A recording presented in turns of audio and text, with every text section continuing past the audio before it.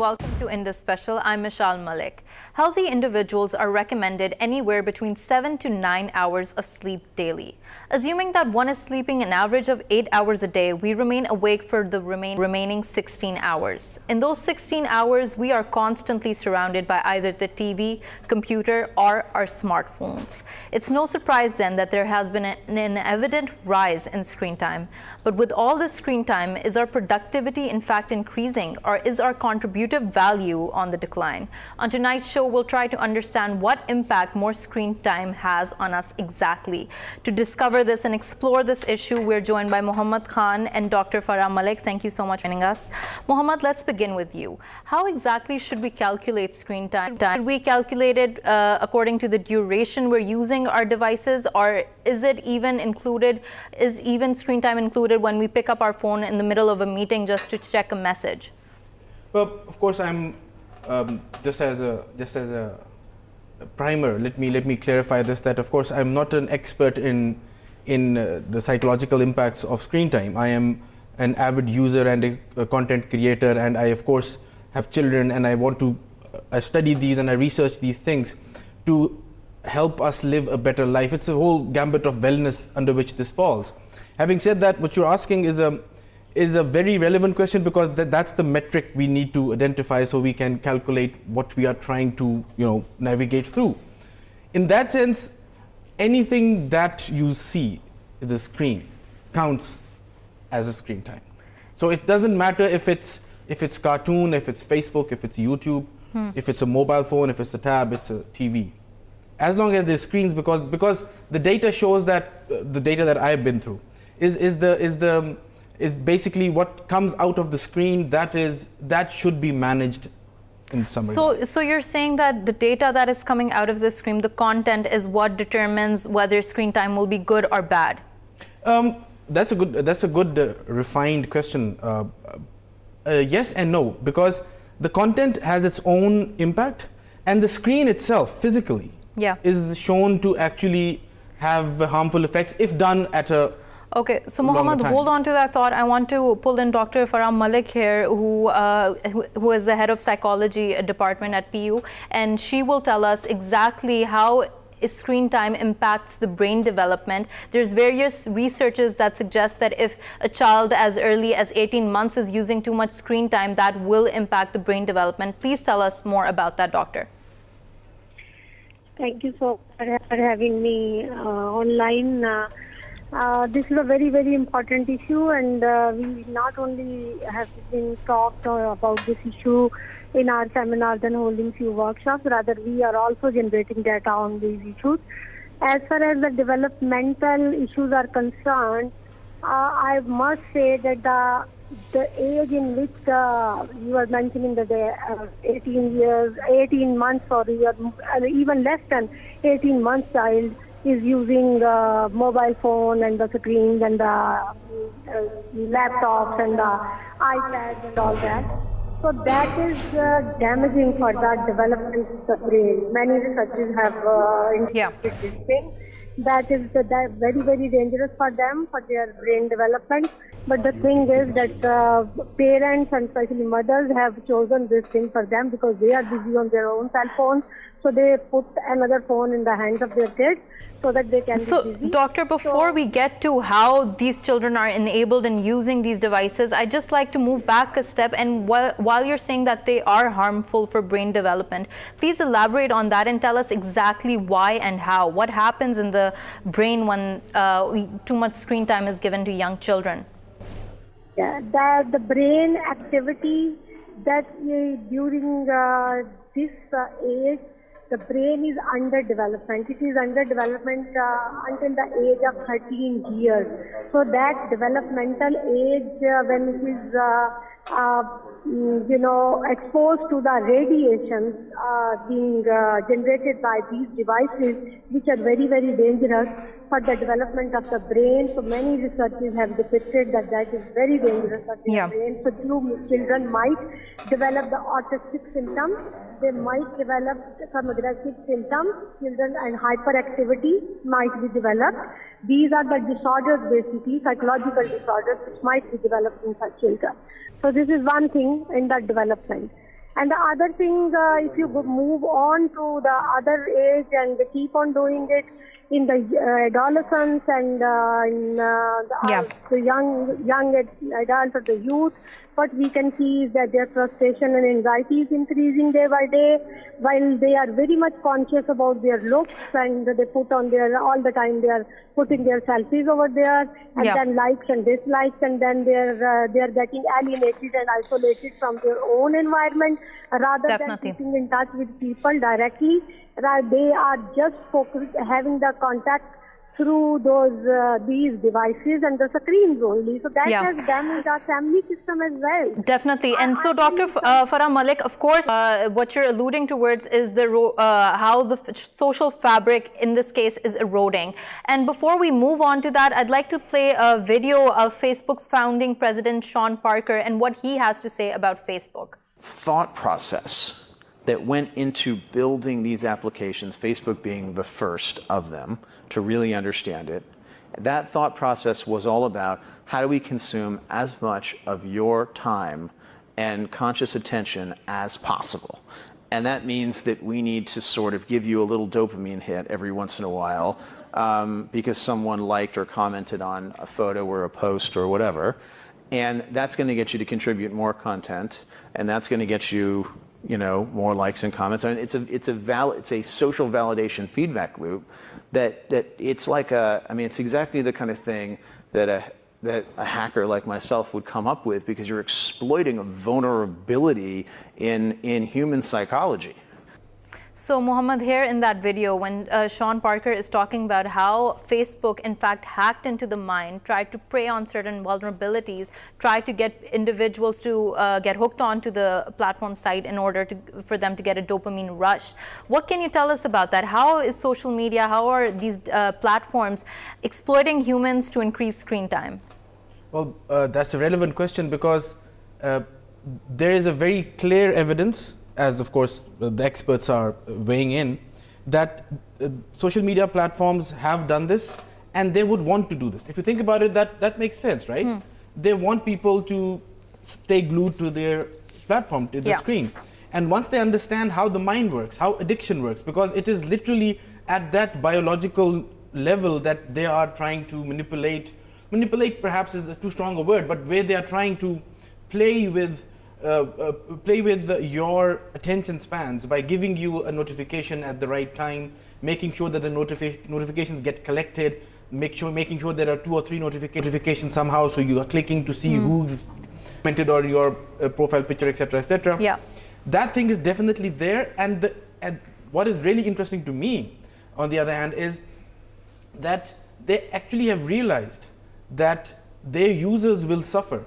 Because they understand this game, the platforms, they now actually have warnings. A lot of people now will be able to vouch for this, that once you browse your Facebook on your phone, it will tell you that you have done you have caught up with everything. Now it's okay to put the phone down. And that's a very interesting point there, because it kind of reminds me of how cigarettes have that smoking is injurious to health label there. So it's almost like the same thing going on here. It's almost like the same thing in the sense that cigarettes, of course, the cigarette industry was forced to put that sticker on there. But weren't they forced as well because of all of the numerous scandals? And Facebook and YouTube were not forced at all. They actually preempted that. And instead of someone else forcing them to make these changes, realizing that if they are not careful, the users will start suffering and they will go away. But here, Mohammad, I'll challenge you on that a little bit, because with all the privacy breaches, all the scandals that were coming out in 2018, stocks fell for these platforms. So, of course, it wasn't just a choice to make. Maybe they were forced into following this policy. I agree with you 100%, because, again, but when I say that they did it themselves, they did it to survive. I think that if they hadn't done it, there would have been a much bigger backlash, and people would have left them, or there would have been a chance of people leaving their platform for a platform that actually caters to that kind of sensitivity. So are you saying that this is a gimmick when they give out screen time reports saying that this is the amount of screen time you've been using and it's bad for your health? Well, it's not a gimmick in the sense that it's pointless. It's actually very helpful. I think it's helpful for me. I mean, I use that warning to tell myself, okay, enough. Although I am sophisticated enough, I'm a sophisticated user of these platforms, being a content creator. People who are just users, it's a harder time for them, children and adults alike, to know when to stop. But those warnings help. But to your point, I think they did it because, in a sense, they had to. Otherwise, their users would leave. Forced in a subtle way. I think give credit where it's due. Cigarette companies were forced. They still, to this day, to an extent, disagree that cigarettes are not harmful. They were forced to put a sticker on it. They have agreed that, okay, this dopamine thing is... Facebook knows that, how insidious their algorithms are. It's not curbing them from using them either. For sure. So with that, I'll take my question to Dr. Farah here. Dr. Farah, you talked about how their alienation amongst families is increasing. Elaborate on that. How is the social fabric actually eroding because of screen time? What's happening in the family structures there? Before going to that, I would like to add one thing to the point of Mr. Mohammad, who is sitting with you, Mr. Mohammad, who is sitting with you, that internet addiction is increasing too much in the adolescents, and that has been identified as a disorder by DSM-5. We should keep this thing in our mind. That internet addiction means it's equivalent to drug addiction. It's not just not a smoking. Before I go to the family thing, and then there are other negative things associated with that. Those are cyber bullying. That is increasing day by day, and youth and especially adolescents are facing these issues, and they are facing many emotional maladjustment due to these cyber bullying experiences.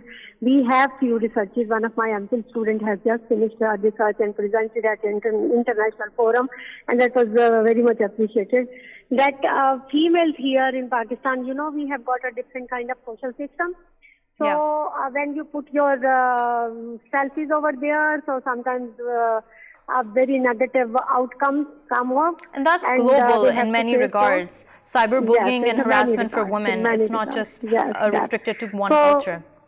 That is very, very dangerous for the trend that is happening. And as far as the alienation and isolation in the family fabric that is broken down, in my opinion, that is very, very dangerous. Like, I have seen people sitting on the dining table and everybody is busy on their cell phone. Nobody is paying attention to the food, or nobody is paying to the elder sitting over there, maybe the grandfather, grandmother. And even mothers and kids are sitting in rooms adjacent to each other, and they are texting to each other. So that is damaging the communication between the family members, and it's creating that much psychological gap that is going to be very, very dangerous for the society and for the family system that we claim to have, a collective family system, but it is no more, I say, that we are not paying attention to this thing that is very, very dangerous. Okay. Thank you so much, Dr. Farah Malik, for joining us and your insight onto this matter. Mohammad, so it seemed like you did not fully agree with what the doctor here was saying? Well, in a way, yes. I did not agree in the sense that, yes, it is harmful that the communication systems have collapsed in today's world because of the mobile phone. But this is how communications change over time. And this has happened. It's not that it's under your control, that now you're going to say, okay, kids, no more phone from now on ever. They're going to use it. They are using it. It's not a choice anymore. That the communication channels have already changed. The rug has been swept under your feet. Now we're in the slow motion action of falling down and realizing what has happened. So in that sense, this communication channel has changed. People now have to update themselves. For example, although it's funny, but Mohammad, I find it okay. One last point. I find it okay when a parent sends a WhatsApp to his child to come for dinner. I find it okay. It's funny. It's still funny. Hey, it's the next room. Just go and say it.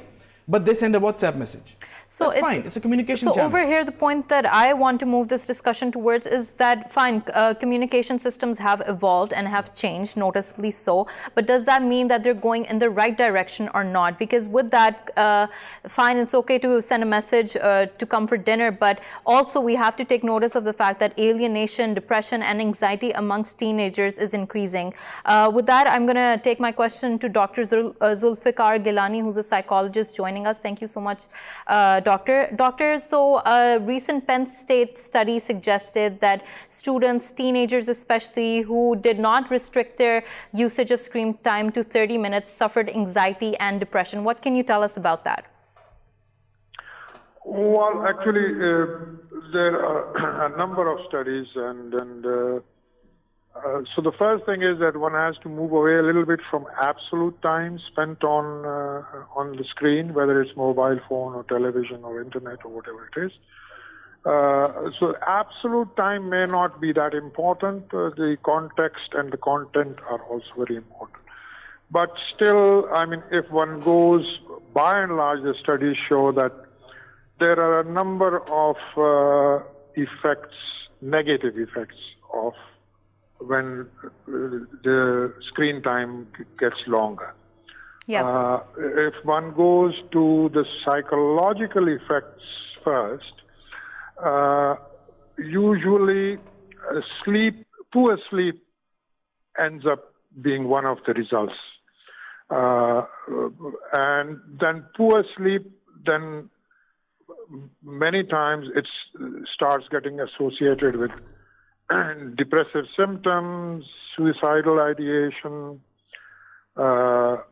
So that is one thing. The biggest problem, which I think the biggest negative effect is that what people, kids especially, who are using a lot of screen time, they start having symptoms which are similar to what is called ADHD, the attention Dr. deficit. Zulfiqar, that's an important point there, because Dr. Farah also earlier talked about how greater screen time can lead to autism, and you're talking about ADHD. To Dr. Farah, I'll put my last question to you. You mentioned how family structures are collapsing in a way, but my question, and in relation to what Mohammad said, that the fact that family structures are changing, does that necessarily mean that they're collapsing? Yeah, I agree here to Mr. Mohammad that things are changing. In the changing world, things change. And being psychologist, I don't want to be entirely negative about this screen time, because we need to have a parental control over the time they spend on the screen. No doubt that it has made our life easier. We can have contact to our dear ones sitting maybe in America, in Europe, or somewhere else, so they can have connection with each other and they can talk to each other. That may help them in close communication, as well as it is happening with our students, that we are having a greater research opportunities. And very quickly, when I was doing my PhD, so it was really hard to get a paper published in America through mail or snail mail, but now it is a matter of minutes. You can get in touch with people. So there are few positive things. I agree with you, Mr. Mohammad. Definitely. Not everything is negative in that Okay, direction. so Dr. Farah, I register your point there that there are many positive outcomes of screen time as well. But last question to Dr. Zulfiqar here. You mentioned many things that happen when there is an increasing use of social media. So what parenting techniques need to evolve in order to make sure that parents control the screen time of children here? That's a big question, because the relationship of a parent or parents and their children is not only around screen time. I mean, people generally suggest 1 to 2 hours of screen time is necessary, but if parents just try to control that how should I say it, without talking to their children, that itself can become a source of great conflict. So what really needs to start happening is that parents need to start also having conversations with their children. But that's not only about screen time. I mean, actually, sometimes we tend to overload a particular phenomena with its negative or positive consequences.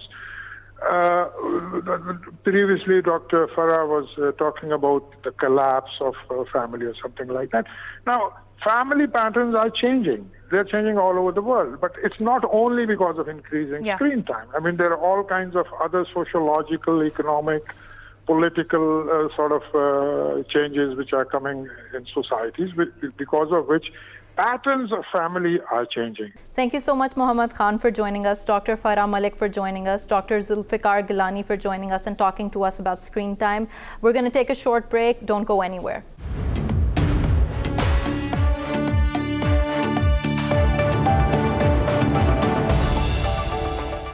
Welcome back to Indus Special.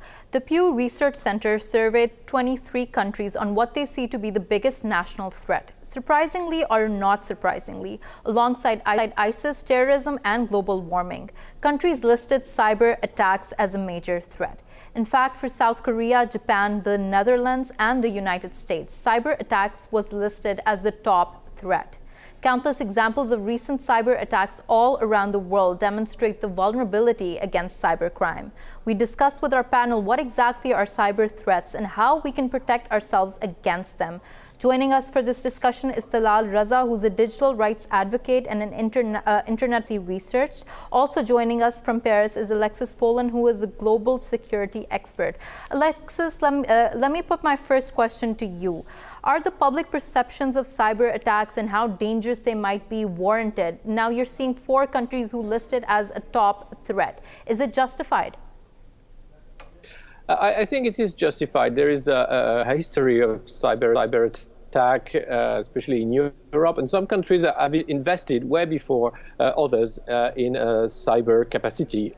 Not to name Russia, for example, the Chinese as well have been very clever on understanding that the cyber security was key for the projection for power of the country. Europe is reacting slowly, and France lately in January decided to sort of boost up its cyber capacity, but it's very new to some of Western countries. Yeah. And so you're saying that it is warranted discern, and we're going to talk more about that. But before that, I'd like to ask Talal that when we're talking about cyber attacks, let's set the premise here. Can you tell us exactly the most common forms of cyber attacks out there? Plainly put, this phenomena of cyber attack, a cyber attack happens when a hacker is able to exploit the vulnerability in a software or in a computer system. And usually cyber attacks happen when the computers are not able to keep up with the security updates. For instance, 2 major cyber attacks happened in 2017, namely WannaCry and NotPetya. And some of the computers that they targeted initially were those which were not patched, which did not cover the security vulnerability. One of the most common forms of cyber attacks you asked about the types of cyber attacks. It really depends who is targeting your computer or your system. So if you're talking about criminals, the non-state actors, they are most interested in taking your money away or stealing your personal or sensitive data. So ransomware is one of the more common cyber attacks that happens. So in ransomware, when a hacker gets access to your data, he or she will put a password on your device, and it will not let you access your files unless you pay any money. So that is one way of attacking your devices through cyber attacks. But again, there are some other cyber attacks which are more sophisticated, and there have been reports where these cyber attacks were sanctioned or backed by the state elements. And their primary aim is to disrupt the technological devices and inflict huge economic costs on the adversaries. For instance, WannaCry and NotPetya inflicted a total economic cost of around $15 billion US dollars.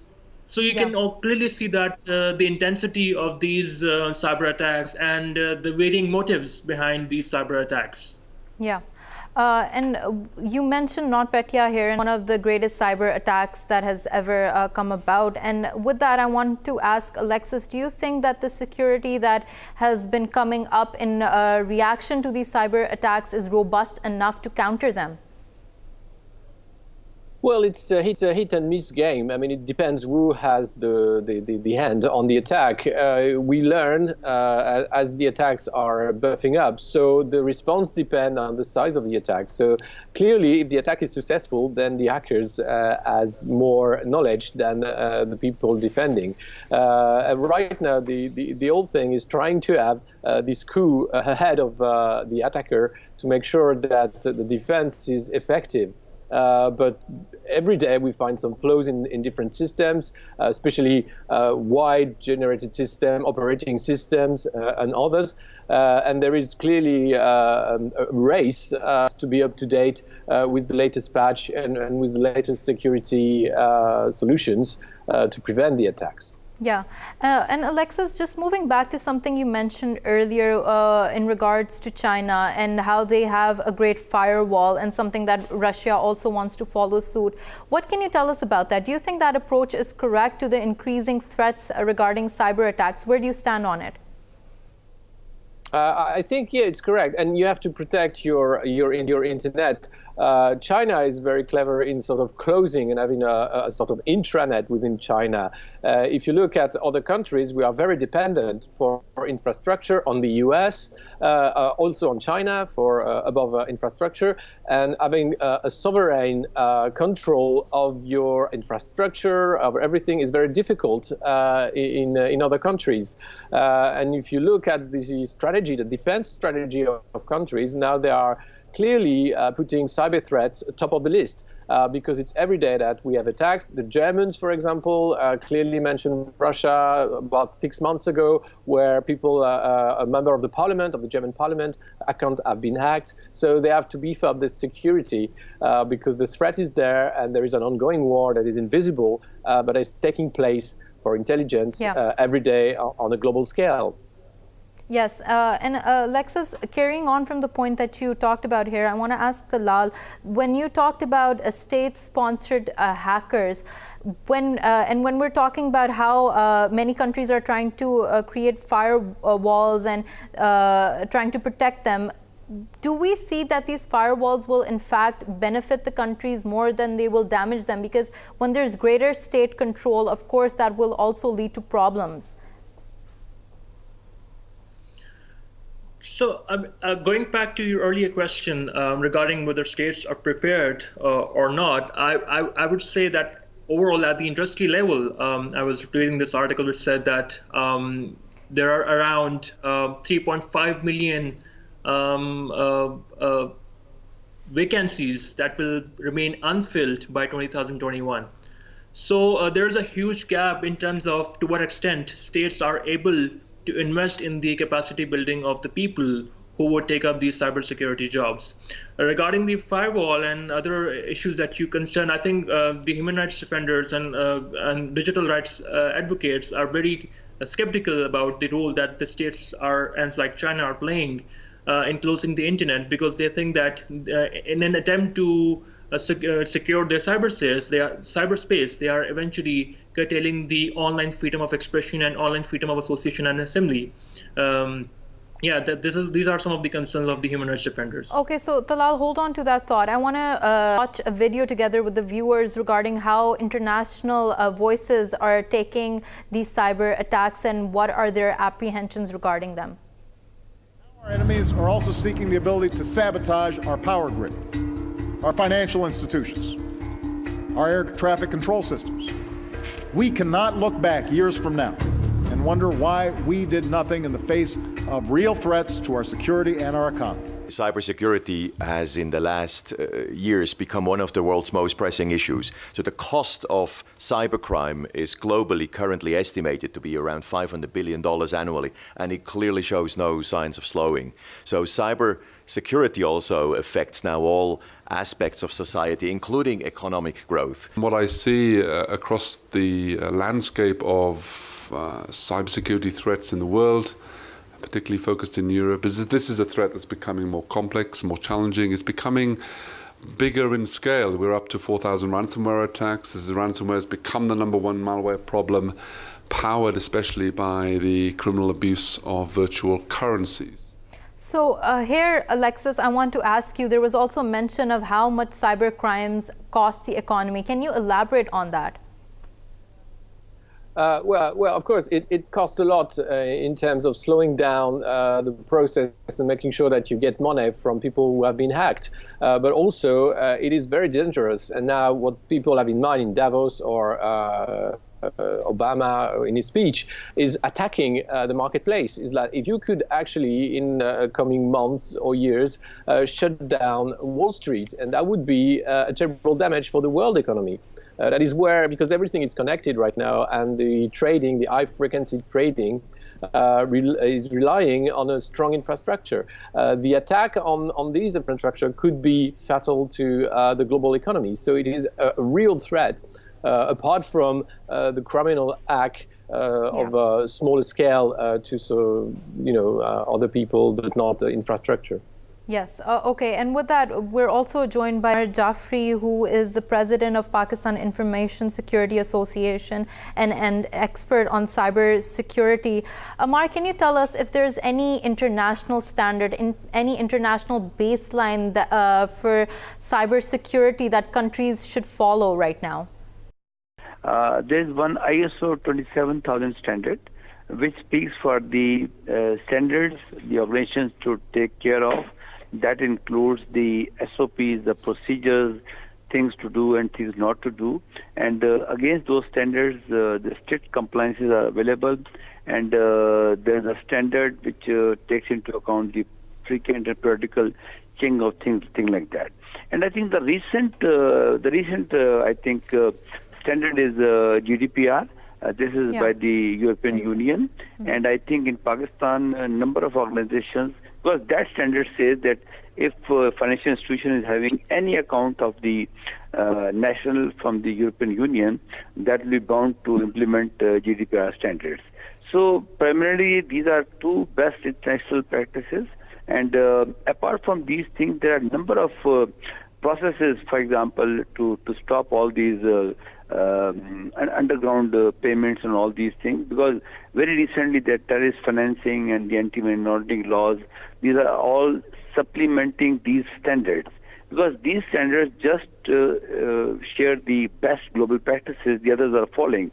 And I think the best thing is that if we implement these standards, we come across to a situation where we can compare our lapses in the information security with the other countries also. So I think these are the two good examples in response to your question. Alexis, how much can cyber crime perpetrators ever be prosecuted? Yeah, I think it's very difficult to prosecute the hackers and the cyber criminals because of national legislation. Right now, the international law is not prepared for that kind of crime, and there is a lot of work to be done for International Court of Justice, but also extraterritoriality for common law. The US is kind of there already for business laws and other things, but for crime, cyber crime, a lot needs to be done by the legislators in each country so that prosecutors can actually have an action outside of the boundaries that are national physical boundaries. Here we are in cyberspace, and it's very different. Okay, and with that, Ammar, do you also agree with what Alexis has to say here, or do you believe that more international cooperation is needed in this regard? You know, without international cooperation, these laws not work. In case of Pakistan, there's an organization like FIA, Federal Investigation Agency, that has a setup in itself which lies on with the Interpol. And to my understanding, when I used to work there, we used to work with the Singapore office there. So, because cyber is global, you cannot take cognizance of any crime until you do not have the proof of the digital footprint of the person committing the crime. For example, if somebody hacks any account of the Facebook, you cannot prosecute the person without the digital footprint of the person, which can only be provided by the Facebook. So I think FIA, which take the cognizance of the cybercrime laws in Pakistan, they are very much closely working with international organizations which help them but there are certain treaties, I believe, and Pakistan need to sign those treaties. There's a Budapest Convention, and I think that is 2005 convention. And after that, there was some conference of the international community in Strasbourg. And I think Pakistan still need to sign those treaties. That will give us more comfort in communicating with international organizations. And thirdly, what I would suggest here in this program is there's a need for a close cooperation within Pakistan between the organizations, because normally the police is the first responder to any cybercrime. And when the international organization asks for the digital footprints or the digital evidence of the crime, if it is a time lag, the proof of the evidence vanishes, because the servers are normally deleted and the information not readily available. And thirdly, there's always a timestamp on the evidence. So it's very important that the organizations within Pakistan, like FIA, like PTA, like police, they should also coordinate with each other. Okay. Ammar, we're talking how national and international perspectives work here when we're talking about cyber attacks. I want to take the debate towards a more individualistic approach as well. And for that, Talal, I want to ask you, we've been hearing a lot about the concept of Internet of Things. And in relation to that, how cyber attacks might increase. Can you firstly explain what exactly is the Internet of Things and how is it at risk? So I would like to take this opportunity to talk broadly about the approach that states have been taking. I would say that over the period of time, we have seen individual efforts to raise awareness about data protection and privacy. And we have also seen that General Data Protection Regulation, as referred to by Ammar, was adopted by European Union. But so far, the major issue regarding cybersecurity has not been addressed, which is cyber peace. States increasingly pose threat to the critical information infrastructure, and recently we had a Paris Peace Forum in which Emmanuel Macron, the French president, called upon states to come together and address not only the individual cybersecurity threats, but also threats posed by terrorists and other non-state actors. And Talal, I do think that's a very important point to talk about. But before we get to that, I do like to get into the Internet of Things and how devices getting connected to the Internet, we're at more risk of cyber threats. Could you tell us about that? Absolutely. So all of us are, with the passage of time, we are getting digitally connected. And with that, our vulnerability is increasing, as I mentioned earlier. But the most important thing is to ensure that we are able to keep up with the hackers who are willing to exploit the vulnerabilities in our system. And some of the basic tips that I advise to in Pakistan, the use of technology is very restricted. We use WhatsApp, we use social media, and that is our whole world that we live in. So for that, the thing that I advise to the individuals is that you have to be very careful before clicking on any link. You have to be very careful before giving out any information to anybody else. So these are some of the key. Thinking before you clicking on anything is very important before you go ahead. And that's a very important point there. Alexis, I want to ask you, when we were earlier talking about legislation and how controlling cybercrime, I want to bring up the dark net and the fact that it is exactly something that is not under control. How is that playing into all cybercrime, cyber warfare? Please tell us about that.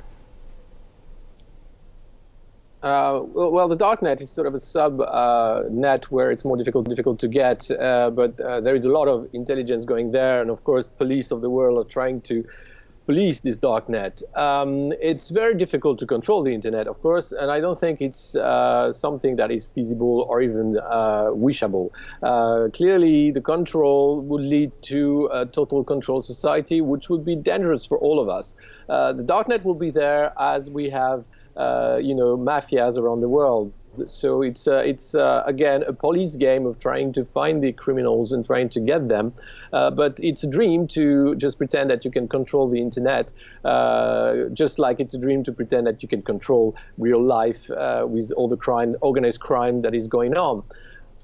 So that's where I think control has a limit. Whatever the means you put to it, or the money, or the talents you put to the police of this darknet.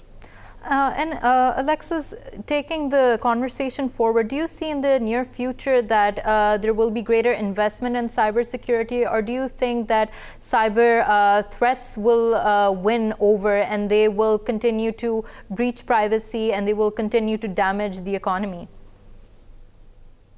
Of course, it will go on. This race will go on. There will be massive investment from the state, from private company, from the platform, from the server business and infrastructure.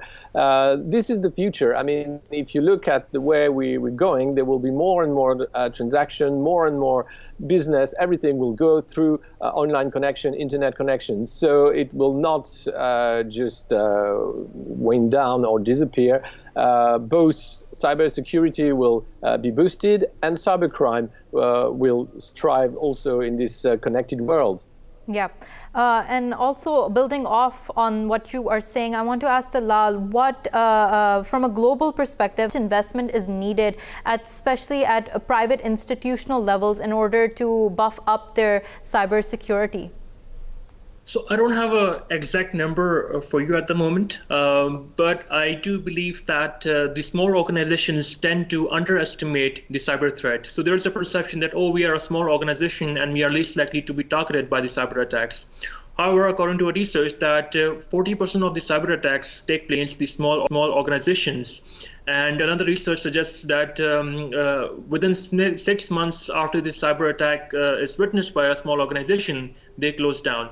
So definitely there are the small organizations need to invest also in the cybersecurity, and because they are equally vulnerable to the cyber attacks. Yeah. Regarding the cost, I think rather than worrying more about the cost, it is also about the need. We need to make people and the small organization understand that investing in cybersecurity is their need. Otherwise, it will have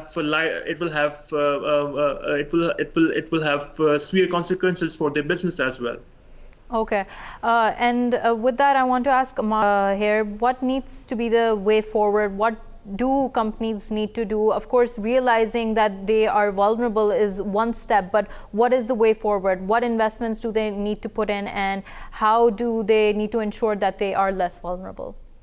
Okay, fine. I think the best way to ensure is the auditing of their systems.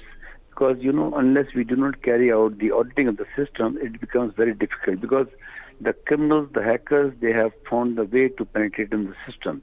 Now they have cannibalized their softwares, and now that traditional cybersecurity is not working. We need to be proactive. We should not wait for the attack to come. We should have research and development in all latest trends, and that can only be done through cyber threat intelligence. It's like if you want to defend your pole, there are two options. One is you stand before the pole and defend it. Next is you train your team that nobody comes near to the pole. So we need to go proactive in this direction, and I think there's an urgent need to create the awareness of the organizations. At times they do not expose their threats because being the danger of the reputation losses. So I think there's a need for national CERT in the country, and that CERT should be responsible to work with the organizational CERTs, and the organizational CERT should very closely work with the defense system of the organization. Yeah, and that's a great point there, and I want to ask Alexis's take on it. What do you think needs to be done in order to ensure we are less vulnerable to cyber attacks? It's education first to protecting yourself. There are some tools that are available for the wider public. Also being conscious about what's going on outside of your computer screen and what means an internet connection. So I think education is the key. And then every employer, every company, every state will have also to think cyber first before putting anything else after the wheel. So anything in terms of defense, economy, development, growth, cyber security will be central for the next decade. Yeah, thank you so much, Alexis Poulin, for joining us and giving your perspective. Talal Raza for joining us, Ammar Jaffri for joining us. Thank you for watching Indus Special. We'll see you again tomorrow. Goodbye.